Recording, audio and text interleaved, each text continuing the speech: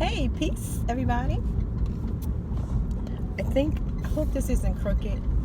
My stand looks like it's a little crooked, but I'll figure it out. I am out here in these streets. I don't really know where I'm going. I just feel like driving. It's Friday. I have to work tomorrow and Saturday. I've been doing like presentations or projects all week, papers all week. I just need to get on the road and go. But I don't really know where I'm going. I think I might drive out to IKEA because my bed, I do not have, first of all, I don't really do a whole lot for myself, like, to be quite honest. I mostly do for other people. And so my bed has been shot to death. Like, I do not like it. The mattress is way too hard for me and whatever. But I don't have a headboard. I don't have a footboard. It's not like, I just don't have anything. When I moved to Pennsylvania after I left my husband, I divorced my husband.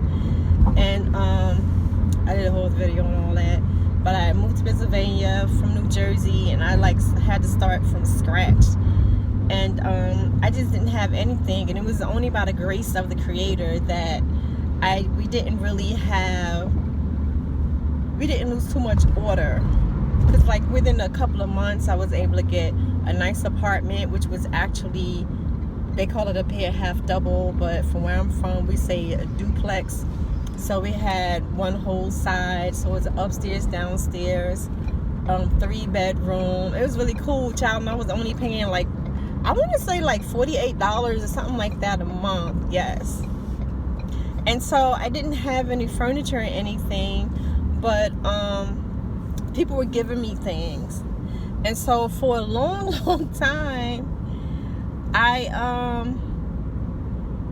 just, used what people had given me. And then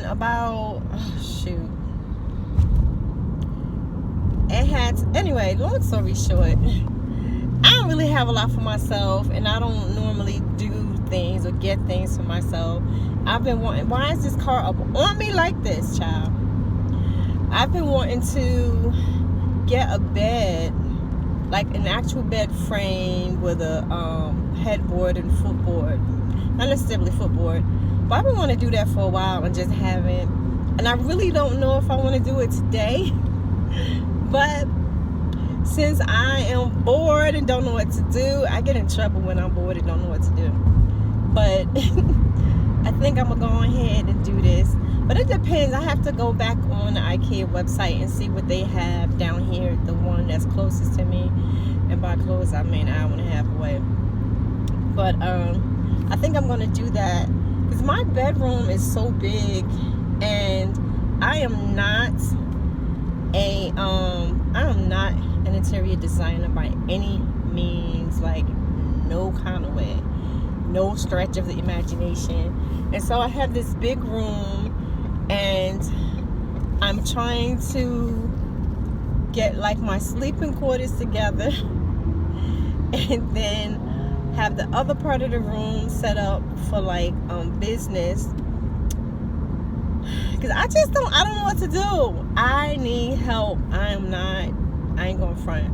But in the interim, I'm thinking just going ahead down there, get something from IKEA, because it's not going to be very expensive. A few $100s would get me something decent, and call it a day. I don't know,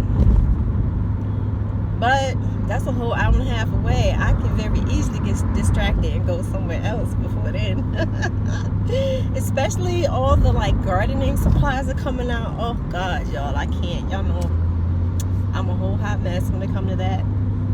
But yeah, so that's what I'm doing. I was I was talking with my daughter earlier, my baby girl, and I'm gonna snack on my tuna fish and crackers while I talk. I know it's Ramadan, but I can't fast because I'm on medication, and mind your business. But I can't eat on camera. But my daughter and I were talking, and certain times in my life, and there are many, I try not to think about, because it really, I know people use the term triggering a lot lately, and I guess that would be a sufficient and apt description for what I feel or what I go through. Like, I'm getting emotional right now. But there's certain times in my life I try not to think about, because it really, really bothers me. And again, it's only by the grace of the Creator that I made it out of any of that alive or mentally and physically intact. And so one of those times is after my mother passed away, right after my mother passed, and I went to stay in this foster home. And the foster home, now this is back in the 80s. I don't know what was going on at the time, if there were like no nursing homes in the area, or I don't know what was going on, not like a lot of them. I know there was one that wasn't too far in East Orange, because it was across the street from my uncle's house. But I don't know what the deal was, but I just know that this woman, she also had elders living in her house, and so it was like a foster home for elders. But then it was said that she and my mother had a conversation. My mother wanted me to go with her. I don't know. I just know not one adult in my life, my family, was like, nah, she ain't going with you, she's staying here. So off I went. And so I was like, well, no, I was gonna say I was the only young person there. I was for quite a while, but then she let another guy, a guy come in. He was maybe a year older than me, but nonetheless, there were several elders living in this house, and that kind of stuff would not fly today, is all I know. Being in the field and knowing, you know, the like elder care protection agencies and stuff, it would not fly. This lady would be beneath the prison today. But back then, 30 whatever years ago, 35 years ago, wow, it was quite different. And so she had these older people were living there, and one woman, actually she wasn't an elder, but she was mentally retarded and like gone. So I can remember her. She lived in a basement in pure squalor, y'all, like squalor. I was 14, by the way. She lived there in squalor, and I guess it's just like with children who are put into foster homes. You be like, how did not, you know, somebody goes missing and ends up dead somewhere, and the public is like, how could the DIFAS workers not know this? Weren't they checking up on them? No, probably not. You know, and I guess defense of workers, they always say like, look, my load is so heavy, I can't get to everybody all the time.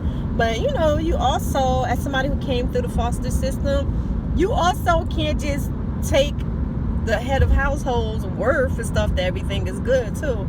So, but anyway, again, 35 years ago. So I don't know, these people must not have been coming to check on them. If there was some sort of agency, I'm assuming the woman, the head of house, had to go through an agency to get these people and to get checks, because she wasn't doing it for free. It was because it was money. And she was a nurse, by the way. But so I remember there was one woman who lived in the basement. She, looking back, she might have even been in her 20s for all I know, but she couldn't have been past her 30s. I don't think she was like 40 or anything like that. But she lived in the basement in squalor. I was scared to death of her. And, when I say squalor, I mean she had like a her bed was a twin size mattress that was on the floor. No sheet, no nothing. There was clothes and garbage and junk just everywhere, like your typical crappy basement where somehow it just became a catch-all and it just horrific. This was how this lady was.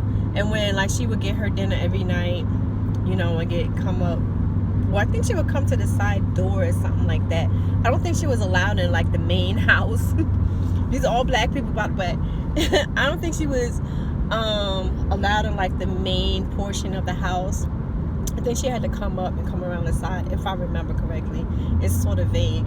But so it was her. Then I remember there was an old man. He didn't have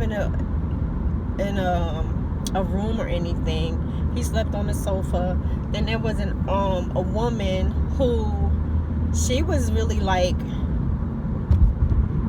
she had her, you know, she was alert and everything.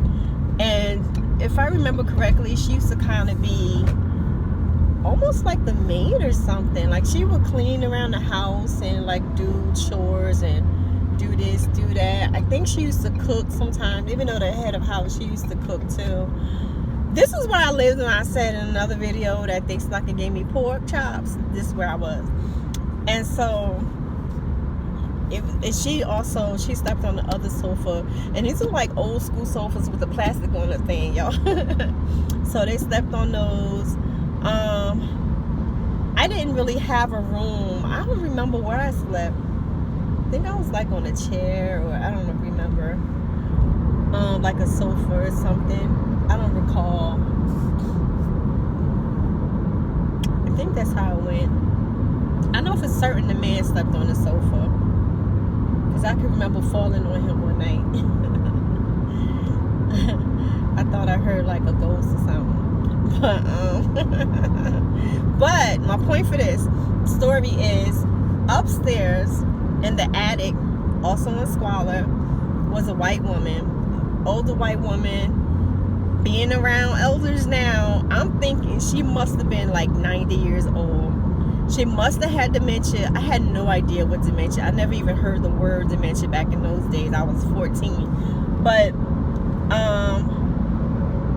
I knew the word senile. But I remember she used to just talk to herself like all the time.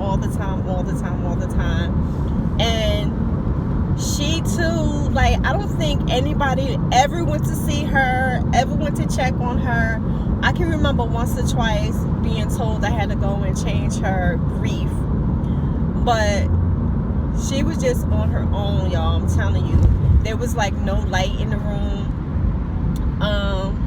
I think the door used to always be closed. It's horrible. I want to cry right now and talking about this, but, and then again, especially me having grown up and working with elders, my apologies, but it's just super fucked up. And I think the head of household is like dead now, so I don't know. I believe in a life after death, so Allahu Alam. I hope she repented for all that. But anyway, and like did better before she passed away. But so I remember this woman, and I remember being scared of her too. I was scary. I remember being scared of her too, because I've always been like sensitive to spirits and stuff like that. And so I was like, yo, I gotta say I was 14. I was a kid. But like a few years before I was 11, you know. So I could just remember being like scared to go up there, because it was an attic. I think it was like 2 rooms.